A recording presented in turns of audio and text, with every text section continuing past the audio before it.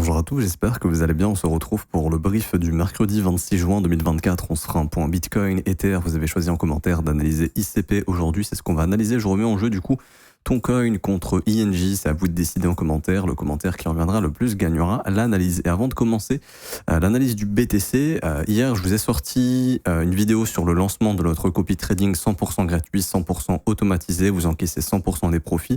Et ça sans rien faire. Une fois que le bot de copy trading est mis en place, tout s'effectue manuellement, enfin automatiquement, pardon, et vous n'avez rien à faire. Et c'est nous qui passons les trades et ça se réplique sur vos comptes. Je vous ai fait une vidéo, c'est la dernière vidéo de la chaîne, également la vidéo de présentation de la chaîne maintenant. Je vous invite à aller la voir, vous aurez toutes les informations et n'hésitez pas à nous rejoindre car on est déjà beaucoup et la liste d'attente se remplit de plus en plus. Et en fait, on va déboucher un petit peu les nouveaux utilisateurs au compte-gouttes. C'est-à-dire qu'il n'y a pas tout le monde au début qui pourra participer. Donc si vraiment vous voulez participer au copy trading, n'hésitez pas à aller checker la vidéo. Alors du coup, pour revenir sur le BTC, alors pour moi on est toujours contraint dans ce range de cette bougie daily. Hier on en avait parlé et c'est pour ça que j'ai deux alertes personnellement. Hop, je vais juste en remettre une ici. J'ai une alerte au niveau du sommet daily, une alerte au niveau du low daily. Bon, on commence à connaître un peu le concept qui est que en dehors des jours de News Echo, les bougies baissières le marché ne prend pas le sommet de la dernière bougie baissière, ok? Donc en théorie, on n'irait pas prendre le sommet de cette bougie ici aux 63 400 $, en dehors des jours de News Echo. Mais on a des News Echo importantes demain et également vendredi. Demain, on a les chiffres du PIB. Et vendredi, on a le core PCE Price. Aujourd'hui, on a les New Home Sales. Perso, je m'en fous un petit peu. Si ça vous intéresse, c'est à 16h heure de France. Mais moi, ce qui va m'intéresser, c'est demain PIB et chiffres du chômage. Ça, c'est tous les jeudis pour les chiffres du chômage. Le PIB ici, c'est trimestriel.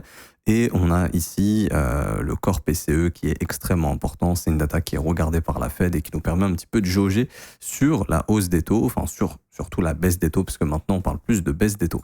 Alors, et pour revenir sur BTC, comme je dis toujours dans son range maintenant, les jours de News Echo, il est tout à fait possible d'aller récupérer le plus haut de cette bougie et de venir combler les imbalances daily qu'on vient de former ici pour éventuellement ranger un peu plus en attendant de prendre une direction, qu'elle soit haussière ou baissière. Pour l'instant, on ne peut pas dire que c'est bon, bottom is in dans le bas du range. C'est une bonne localisation pour mettre un frein ici à cette baisse, ok, mais on ne peut pas encore confirmer bottom is in. Donc ce qui est le plus probable, c'est de la consolidation en fait, jusqu'à ce que le marché choisisse une direction qui est reprise haussière depuis le bas du range ou à ce moment-là cassure du range, et donc à ce moment-là le marché viendra chercher le low des 56 400 $ et on ira un petit peu plus bas.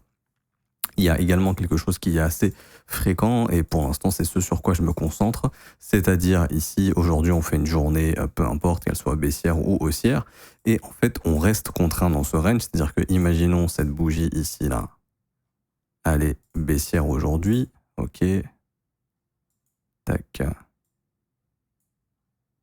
donc je zoome encore un peu plus je pense, bon je peux pas mettre la bougie là où je voudrais, c'est un peu dommage. Mais imaginez qu'aujourd'hui, voilà, on a une bougie baissière, ok. Voilà, je peux pas non plus mettre la mèche au bon endroit. Et en fait, que demain, jeudi ou vendredi, on ait une prise du sommet de cette bougie-là pour ensuite retourner dans le bas du range et là faire une continuation baissière. Ça, c'est possible tant que le BTC reste coincé dans ce range. En fait, ici, on appelle ça les liquidités externes au range. Donc, tout ce qui est au-dessus et en dessous du range, ce sont les liquidités externes. Et tout ce qui est à l'intérieur du range, ce sont les liquidités internes au range. Et ce que pourrait faire le prix, c'est accumuler des liquidités internes, comme il l'a fait ici avec ce high daily qui a déjà été pris. On pourrait former ce high daily ici, demain prendre ce high daily pour venir dans l'imbalance et vendredi finir la semaine dans le rouge comme on l'a commencé, car on aura pris le high daily de cette bougie, on sera resté contraint dans ce range, on aura pris cette imbalance qui est en train de se créer, qu'on est déjà venu taper ici, pour faire de la continuation baissière. D'ailleurs, quand il y a du flux baissier, ce qui arrive assez souvent, j'en ai déjà parlé, le prix vient en fait prendre l'imbalance qui vient juste de créer au-dessus de sa tête, hop, et ensuite il fait une continuation baissière. Donc là, je reste quand même assez attentif parce que on arrive dans des zones qui sont assez importantes, on en a parlé hier. On avait ici cet order block qui, pour moi, on peut dire qu'il a cédé, donc on peut parler ici de breaker, ok, et c'est une zone de travail. Pour moi, il ne faut pas retourner là-dessous. Au moment où le Bitcoin retourne sous les 60 900 $, à mon avis, c'est que le BTC tentera d'aller chercher l'inefficience ici qu'on a laissé dans la zone de rechargement de la dernière impulsion qui est entre 59 859 et 59 100 $, et l'inefficience allait à 59 900, 59 600. Ce qui va être intéressant, c'est est-ce qu'on va réussir à faire un creux ascendant ou pas, parce qu'ici on a quand même la cassure du dernier sommet descendant, ici on a un breaker, ici on a ce qu'on appelle un displacement, c'est-à-dire une accélération du prix assez franche, donc il sera assez probable en cas de retracement que ce soit pour former un second creux et qu'on soit bel et bien dans la formation d'une consolidation avant de prendre la prochaine direction. En tout cas, pour moi, le flux a changé contrairement à ce qu'on faisait sur cette baisse. Ok, là, il y a vraiment des signaux dans lesquels on peut se dire, ok, il y a éventuellement un bottom. Et quand je parle de bottom, je dis pas le bottom définitif, mais il y a éventuellement un bottom local qui a été trouvé pour former de la consolidation. Et ensuite, on verra bien si cette consolidation nous mènera à la formation d'un bottom définitif ou une consolidation pour faire une continuation baissière. Comme vous le savez, les bottoms ne se forment pas comme ça. C'est très rare d'avoir un bottom qui se forme comme ça. Les bottoms vont se former avec de la consolidation, une baisse de volatilité, et puis on peut même avoir par exemple une petite chasse au stop qui nous lance le futur mouvement haussier, mais ça passe par une latéralisation du prix, pardon. C'est très rare d'avoir un marché qui baisse, et puis d'un coup, boum, il repart to the moon. Non, ça c'est ce que les gens espèrent et veulent, mais c'est très rare. Ce qu'on risque d'avoir, c'est de la consolidation, et donc si on a bel et bien confirmé un bottom, et je commence à avoir des signes de confirmation de bottom, et je ne parle pas de bottom définitif, je parle de bottom pour consolider, ok, pour latéraliser un petit peu dans ce bas du range, temporiser en attendant de voir la direction qu'on prendra. Du coup, j'ai pas plus de choses à dire aujourd'hui. Moi, je surveille toujours ici ce breaker ici, qui peut faire support, bien évidemment. C'est son objectif. Je surveille également le travail de cette inefficience qui a été travaillé totalement. Je ne vois pas encore de retournement au niveau du comportement du prix ici. Ici, j'ai une bougie qui est intéressante, qui est venue prendre les stops de ce dernier sommet. Et la seconde bougie ne travaille pas le corps d'ouverture de cette bougie-là. Du coup, pour moi, ça, c'est une grosse résistance. Ici, le job a été fait au niveau des stops et on l'avait fait également ici. Donc là, j'ai l'information on essaye de sortir des vendeurs ici. On essaye de sortir un maximum de vendeurs.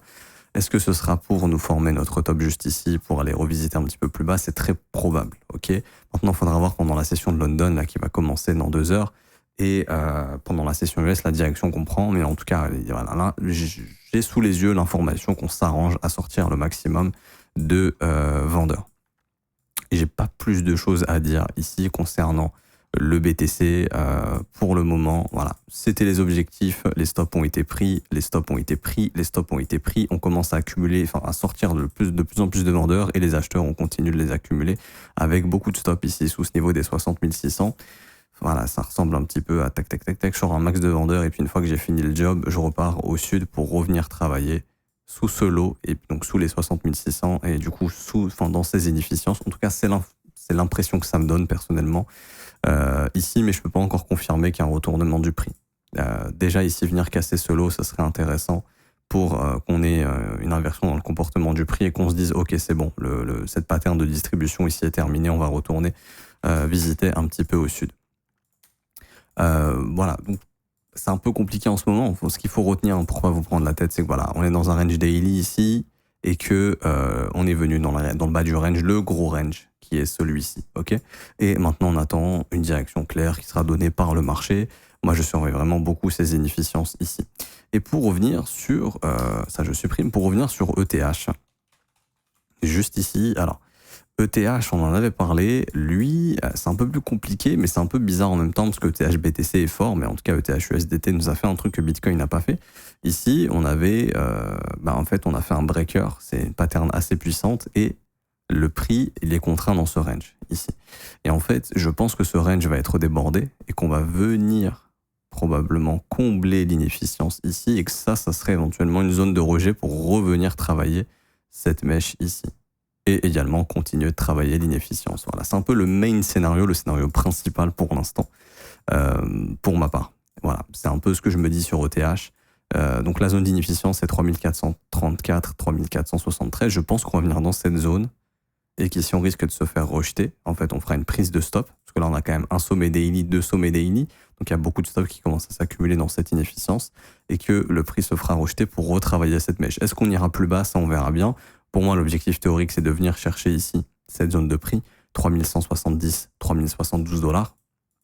Mais sinon, en dehors de ça, je ne vois pas d'autre chose sur ETH pour le moment. Tant que le prix ne s'affranchit pas de cette zone d'inefficience, je ne peux pas penser rebond plus haut pour le moment. Si on s'en affranchit, il n'y a pas de problème. Là, on peut aller visiter ces sommets ici qui sont intacts au-dessus des 3660, mais il faudra d'abord déborder cette inefficience. Et vu qu'ici, j'ai une pattern assez baissière, je pense qu'il y a plus de probabilité de se faire rejeter pour revenir travailler la mèche, voire faire un nouveau plus bas. Après ça dépendra beaucoup du Bitcoin qui, lui, continue de travailler ses inefficiences. Également, et Bitcoin aussi qui a une petite inefficience au-dessus de sa tête. Donc, les deux en ont une. Donc, voilà, on pourrait y aller avant de... Voilà, par exemple, vous voyez, l'inefficience, elle est juste là. Hop, petite mèche à l'intérieur et continuation baissière. C'est très commun quand il y a du flux baissier. Par exemple, ici, vous voyez, il y a la formation d'une inefficience juste ici. Hop, attendez, je vais prendre l'outil fait pour. Voilà. Ici, ça de base, c'est l'inefficience. Vous voyez, le marché vient faire une mèche dans l'inefficience avant de faire la continuation baissière. C'est la même chose qui pourrait se faire ici.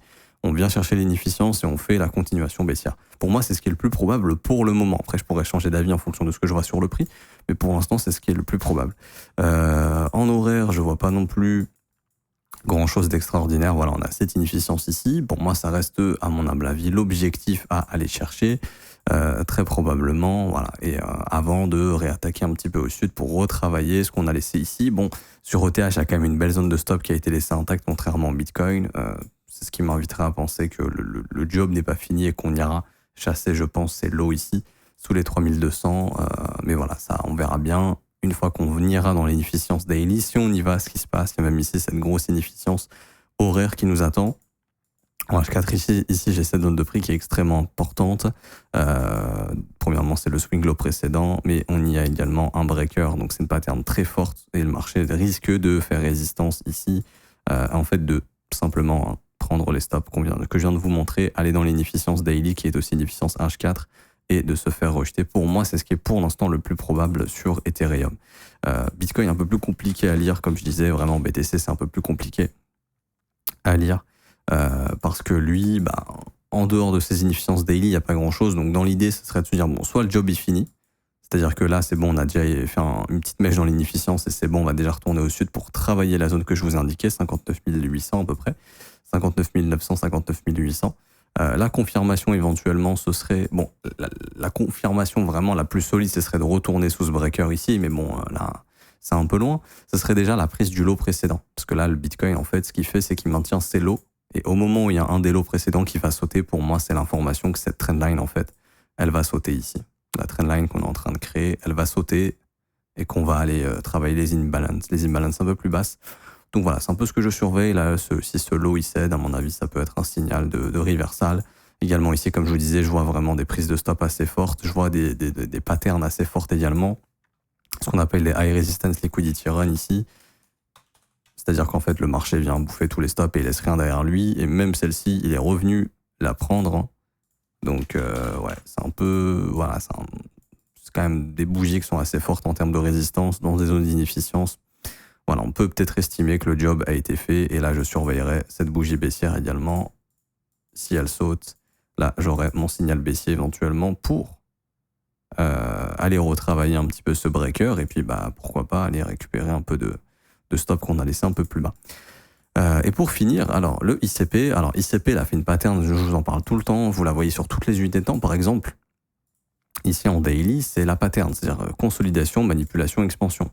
C'est-à-dire, par exemple, on peut très bien être dans une consolidation ici, au sein de ce range, faire la manipulation qui est la prise des stops du high daily, si ça se fait, ça se fera pour moi jeudi ou vendredi pendant les jours de News Echo, et derrière, réintégration, expansion baissière. En fait, ça viendra juste combler les imbalances. On a rangé ici, consolidation, manipulation, expansion. Vraiment, c'est une pattern que vous trouvez en 1 minute, en 1 heure, en daily, en weekly. Et là, sur ICP, on l'a en weekly. Ok. C'est-à-dire que ici, je suis en weekly et on voit bel et bien qu'on avait une belle consolidation. Et ça, on en avait parlé. Ici, je sais pas, pour ceux qui s'en souviennent, c'était la consolidation. Ici, on a eu ce qu'on appelle la manipulation. Donc, c'est la prise des stop-loss. Ok. Et ici, on a l'expansion baissière qui a pour but de venir chercher les lots de la consolidation, et c'est exactement ce qu'on a fait ici dans cette inefficience vectorielle qui a de grandes chances d'être testée, et c'est en train d'être fait. Et on en parlait, tant que le prix ne regagnait pas le haut du range, ici, on avait de grosses probabilités d'aller chuter sous les lots, et c'est ce qu'on a fait, donc les objectifs ont été atteints. Donc là, on commence à rentrer dans des zones intéressantes sur ICP.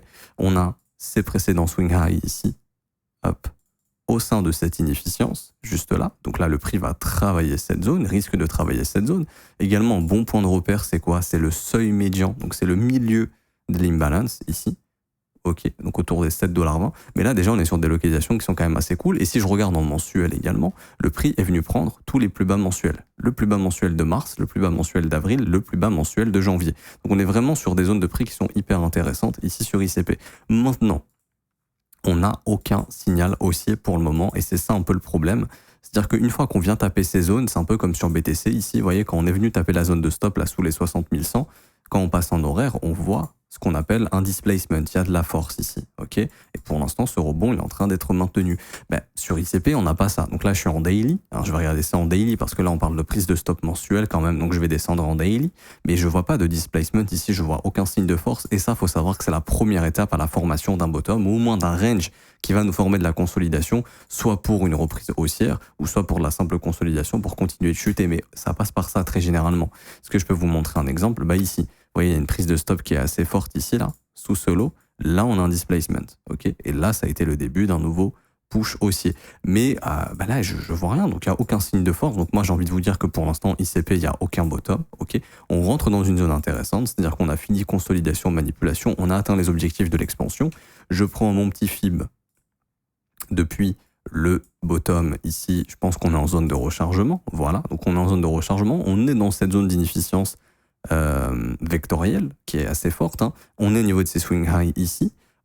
Honnêtement, oui, j'ai envie de me dire que on a bel et bien quand même une zone de prix qui est quand même assez intéressante et qu'on risque de travailler et qu'on peut essayer de former un bottom ici.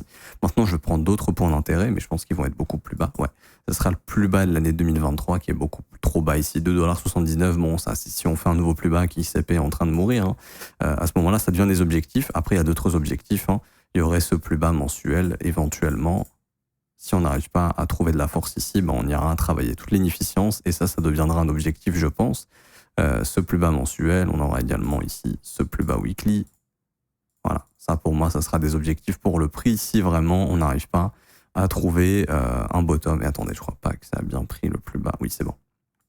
Et ça, en fait, sera l'objectif, hein, tant qu'on n'arrive pas à trouver un bottom ici. Donc, ce serait sous les 5 $. Bon, je pense que d'ici là, on a le temps de trouver un bottom avant ça, hein, mais il faudrait que ça se forme. Pour l'instant, c'est toujours pas le cas. Idéalement, je vais regarder si j'ai pas des structures, quelque chose qui traîne, qui serait assez intéressant. Bah, ici, oui. Hop. Pour moi, j'ai cette bougie là qui va être assez intéressante. Juste ici. Donc, ouais, pour moi, le prix peut pousser hein, jusqu'à 6,23 $, 5 $. C'est un peu les objectifs ici, j'ai l'impression, sur lesquels on pourrait revenir, pour être honnête. Il y a également les corps de chandelle qui sont intéressants quand on parle de swing high. Donc là, par exemple, hop, ces corps, vous voyez, tout ça, c'est des points d'intérêt qui sont intéressants au sein de cette inefficience. Donc il y en a. Maintenant, il faudra attendre. En fait, ce qu'il faut comprendre, c'est qu'on est dans une zone où on peut poser un bottom, mais pour l'instant, le bottom ne s'est pas encore formé. Et le prix, il est contraint dans ce range weekly ici. La précédente bougie, donc là, cette bougie ici, on a bien clôturé dessous. Donc notre nouveau range, c'est cette bougie-là. Et vous voyez que pour l'instant, cette bougie ne connaît pas de clôture. Donc là, il faudra attendre la semaine prochaine, mais on a la prise du low weekly. Donc là, vraiment, le prix peut essayer de retrouver un petit peu de force, mais il faut que ça se forme. Pour l'instant, c'est pas encore le cas. En gros, ce qu'il faut comprendre, c'est qu'on est contraint dans ce range weekly ici. OK. Donc entre 9,70 $ et 7,50 $. Et le prix risque de errer dans cette zone.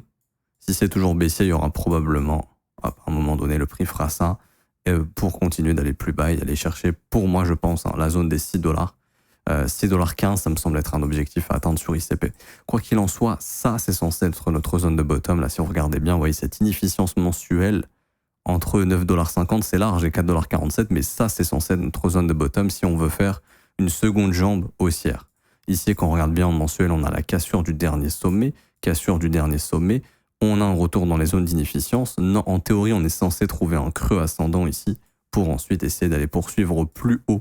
Ok. Et donc, c'est pour ça qu'il faudra surveiller la formation d'un bottom dans cette zone de prix. C'est assez large. Il n'y en a pas. Je ferai une update si jamais je vois un bottom sur ICP, si ça vous intéresse. N'hésitez pas à me le dire en commentaire. Mais voilà, pour l'instant, je vois pas encore de bottom. Maintenant, les objectifs haussiers pour ICP, en cas de prochaine vague haussière, bon, déjà, ça va être de prendre ce sommet ici. ok. Donc ça deviendra notre buy side liquidity, donc ce sera l'objectif à atteindre en cas de reprise haussière, les 20,98 $. Ensuite, ici, il y a 2 sommets très évidents à venir déclencher également. Et on a ici une zone d'inefficience qui attend toujours d'être travaillée. Elle a déjà été travaillée un peu, mais elle est encore pas mal ouverte. Donc ça sera l'objectif au-dessus des 24,68 $. Ensuite, ça sera pour moi au-dessus de ce sommet. Ça ne veut pas dire qu'on ira, mais ça devient les objectifs. 58 $. Et ensuite, ça sera le sommet des 86 $. Mais encore une fois, c'est crescendo. Déjà, prochain objectif, 21 $. C'est déjà bien. Ensuite, on verra bien ce qu'on peut faire. Et je dirais franchement 25 $. Je pense vraiment que cette zone d'inefficience ici, elle va être retravaillée en bull run. Une fois que le bottom aura été retravaillé ici et trouvé si jamais ICP ne meurt pas, mais je pense qu'on viendra distribuer le prix ici. Après, la question, c'est est-ce qu'on s'arrêtera et on aura simplement distribué le prix ici? Ça, c'est possible parce que là, moi, j'y vois une pattern très forte ici en weekly et je vois que le prix l'a travaillé et ça m'étonnerait pas en fait que cette zone ce soit éventuellement une zone de top en cas de bull run. Que ICP s'arrête grosso modo entre 22 et 28 $.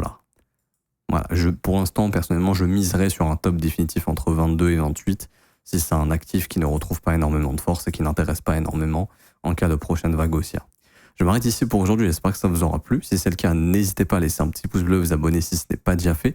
Également, vous avez maintenant le copy trading qui vous attend, qui est 100% gratuit et qui vous débloquera également l'accès au VIP et à la formation gratuite. Donc maintenant, juste en activant le copy trading, vous aurez le VIP et la formation gratuite automatiquement sans rien faire. Vous allez dans le premier lien en commentaire épinglé, c'est le lien que je suis en train de vous montrer. Ça vous ramène sur cette petite page juste ici. Et là, vous cliquez sur BitGet, meilleure plateforme de trading. Il y a des bonus actuellement si vous vous inscrivez sur BitGet. Il y a jusqu'à 8 000 $ à récupérer. Là, il y a toutes les informations. Quand vous allez faire un deposit, vous allez récupérer du bonus en USDT. Il y a jusqu'à 8 000 $ en vous inscrivant. Et en fait, le fait de vous inscrire sur BitGet via notre lien partenaire, ça va vous débloquer la possibilité de rejoindre le copy trading et la formation gratuite et le VIP. Au moment où vous allez activer le copy trading, par la suite, la formation et le VIP vont également s'activer quelques jours plus tard. Ok. Pour ceux qui veulent rejoindre l'école également et se former à mes côtés tous les jours du lundi au vendredi, ça se passe juste ici, rejoindre mon école de trading, ça commence à partir de 49 € par mois, c'est sans engagement. Vous avez aussi les offres 3, 6 et 12 mois qui ont des réductions. Vous avez aussi une formation de 19 heures qui vous sera offerte. Et puis pour ceux qui veulent rejoindre le copy trading, comme je l'ai dit, vous avez la vidéo d'hier qui va tout vous expliquer et vous avez aussi ce petit lien ici qui va également vous donner le petit formulaire à remplir pour rejoindre le copy trading. Je m'arrête ici, bonne journée à tous, on se retrouve demain. Ciao, ciao.